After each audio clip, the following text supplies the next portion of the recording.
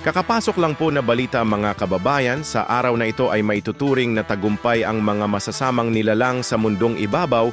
Ito'y matapos ibalita ng GMA News na 215 members of the House of Representatives ang nag-endorso sa impeachment complaint laban kay Vice President Sara Duterte ayon sa House Secretary General. Nakahanda na itong iakyat sa Senado. Nakakadismaya, pero sa ngayon wala tayong magagawa kundi ipagdasal ang ating pangalawang Pangulo para malampasan ang matinding pagsubok. Sa lahat ng mga Duterte supporters, I feel you, no? Even ako talagang nabibwisit ako, naiinis ako. Diba? Imaginein mo, nagtatagumpay ngayon ang mga makakaliwang grupo, diba? Nakakabwisit.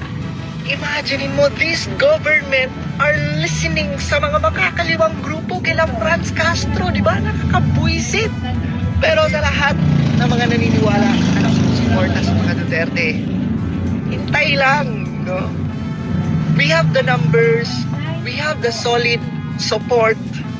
Hindi nila tayo mapapatahimik, hindi nila tayo mamamanipula. Although yes, sobrang grabe si VP Inday Sara. Grabe ang Marcos administration. Grabe yung paggamit nila kay VP Inday. Tapos ang hindi na nila mapakinabangan kasi nga nanalo na sila. Grabing pang-barubal, no? Grabe ang pang-gigipit nila kay VP Inday Sara. Alam niyo mga Lods na ako naaawa talaga ako kay VP Inday Sara. Pero alam ko naman VP Inday Sara, matatag ka VP.